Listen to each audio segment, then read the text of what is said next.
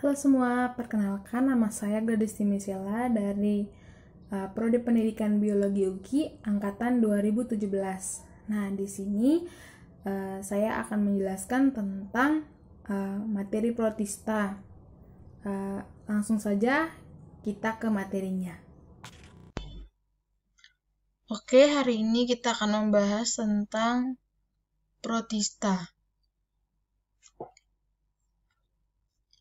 Nah, namun kita harus melihat tujuan pembelajarannya dahulu. Yang pertama itu menyebutkan ciri-ciri protista, menjelaskan cara memperoleh makanan, menjelaskan pengelompokan protista. Nah, ini merupakan peta konsep protista. Ada protista mirip hewan, protista mirip tumbuhan, dan protista mirip jamur. Yang pertama itu ada flagellata, ciliata, rhizopoda, dan sporozoa. Nah, protista mirip tumbuhan itu meliputi Echinolepita, Chlorophyta, Chrysophyta, Pyrrhophyta, dan Phaeophyta, serta Rhodophyta. Protista mirip jamur ada Myxomycota dan Oomycota. Apa itu protista? Protista berasal dari bahasa Yunani protos dan xitos. Nah, protos berarti awal atau mula-mula, sedangkan xitos berarti menyusun, sehingga protista adalah makhluk hidup bersel satu maupun bersel banyak yang tersusun sederhana dan sudah memiliki membran inti. Ciri-ciri protista. Yang pertama, eukariotik sudah memiliki membran inti, ada yang cuma satu sel atau uniseluler, dan ada yang bersel banyak atau multiseluler. Nah, hidup bebas atau berkoloni, soliter, dan simbiosis. Beberapa memiliki alat gerak sederhana, ada yang punya pigmen warna atau alga, ada yang autotrof atau memproduksi makanan sendiri, ada juga yang heterotrof dengan menyerap atau menelan makanan. Kemudian yang terakhir, belum memiliki sistem jaringan yang jelas. Nah, berdasarkan cara memperoleh makanan, yang pertama ada protista autotrof. Protista yang memiliki klorofil sehingga dapat membuat makanan sendiri melalui fotosintesis. Contohnya di sini ada alga. Nah, kemudian yang kedua protista heterotrof, protista yang tidak dapat membuat makanan sendiri sehingga memerlukan makanan organik dari lingkungannya dengan cara fagositosis, yaitu proses memakan makhluk hidup lain, misalnya bakteri dengan cara memasukkan makhluk hidup yang dimakan tersebut ke dalam sel. Contohnya protozoa, protista saprofit, dan parasit. Saprofit itu artinya mencerna makanan organik di luar sel dari sisa-sisa makhluk hidup yang telah mati, dan parasit artinya menyerap sari-sari makanan dari makhluk hidup inangnya. Contohnya itu protista mirip jamur. Nah, ini protista dikelompokkan menjadi 3 kelompok besar. Ada protista mirip hewan, protozoa, protista mirip tumbuhan, protista mirip jamur. Nah, ini merupakan gambar-gambarnya protista mirip hewan, tumbuhan, dan jamur. Nah, yang pertama itu protista mirip jamur. Protista mirip jamur tidak dimasukkan ke dalam fungi karena struktur tubuh dan cara reproduksinya berbeda. Reproduksi jamur ini gerakan pada fase vegetatifnya mirip amuba. Meskipun tidak berklorofil, struktur membran jamur ini mirip alga. Nah, yang pertama adalah jamur lendir atau Myxomycota. Ciri-cirinya habitat di hutan basah, batang kayu yang membusuk, tanah lembab, kayu lapuk. Nah, contoh jamur ini adalah Dictyostelium discoideum. Fase hidupnya ada 2 fase, yaitu fase hewan dan fase tumbuhan. Nah, pada fase vegetatif atau plasmodium, ini dapat bereproduksi secara vegetatif dengan cara pembelahan biner. Nah, spora yang berkecambah akan membentuk sel gamet yang bersifat haploid, dan sel gamet ini melakukan singami. Nah, struktur tubuh yang vegetatif berbentuk seperti lendir yang disebut plasmodium. Nah, kemudian yang kedua ada Oomycota, itu jamur air. Habitatnya di tempat yang lembab atau perairan. Jamur air mempunyai hifa yang tidak bersekat atau senositik. Dinding selnya dari selulosa. Reproduksi vegetatif dengan cara membentuk sel spora yang memiliki 2 flagel untuk berenang. Nah, reproduksi generatif dengan cara fertilisasi yang akan membentuk sigot yang tumbuh menjadi oospora. Yang ketiga ada Acrasiamycota. Acrasiamycota ini memiliki tubuh yang menghasilkan spora dan akan digunakan saat melakukan reproduksi seksual. Sebagian besar hidupnya organisme ini merupakan sel amoeboid soliter. Acrasiamycota ini atau jamur lendir selulernya adalah protista yang biasanya hidup di kayu-kayu lapuk dan hidup di bahan organik yang membusuk. Contoh Acrasiamycota adalah Dictyostelium. Yang kedua ada protozoa. Ini merupakan hewan bersel tunggal atau uniseluler, bersifat eukariotik sehingga kromosom terpisah dengan sitoplasma karena ada pembatas membran inti atau karyoteka.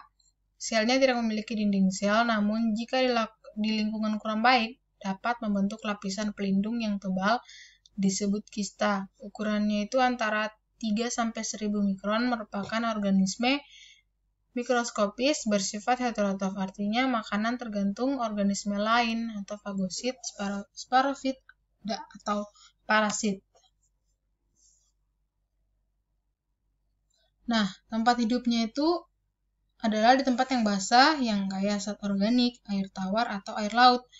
Bentuk tubuh protozoa sendiri berbeda-beda pada fase yang berbeda dan dalam siklus hidupnya. Nah, protozoa ini memiliki alat gerak bermacam-macam, antara lain ada yang berupa kaki semu, bulu getar atau silia, atau bulu cambak, flagel.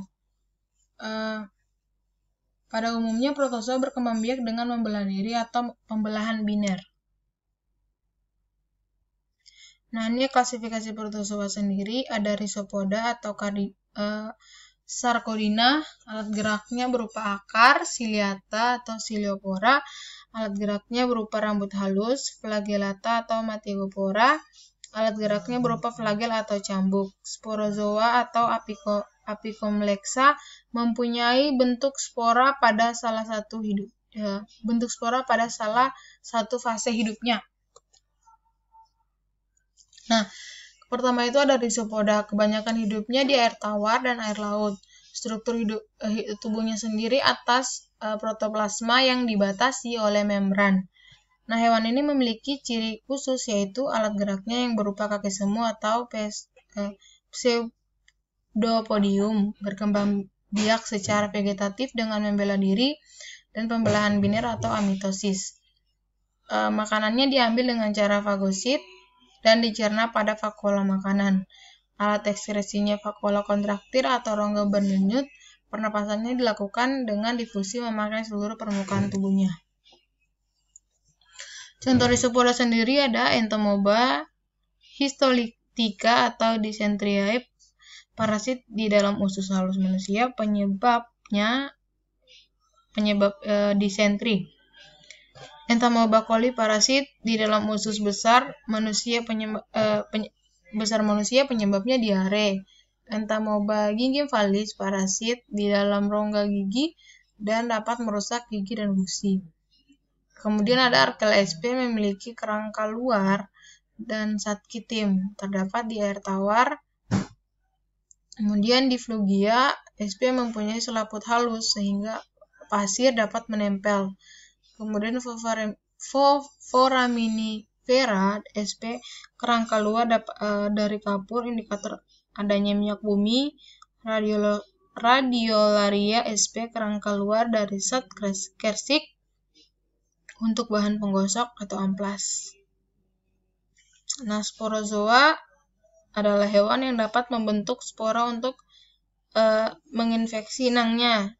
Tubuh berbentuk bulat atau bulat panjang. Semua anggota filum sporozoa tidak memiliki alat gerak dan bersifat parasit. Nah, reproduksinya itu yang pertama secara aseksual atau vegetatif. Fizogoni yaitu pembelahan diri berlangsung dalam tubuh inang tetap. Sporogoni yaitu membentuk spora yang berlangsung dalam tubuh inang. Perantara atau hospes intermediate. Caranya melalui peleburan yang terjadi pada tubuh nyamuk. Yang kedua, secara seksual atau generatif disebut gamogoni atau gametogenesis yang berupa pembentukan dan peleburan sel-sel gamet.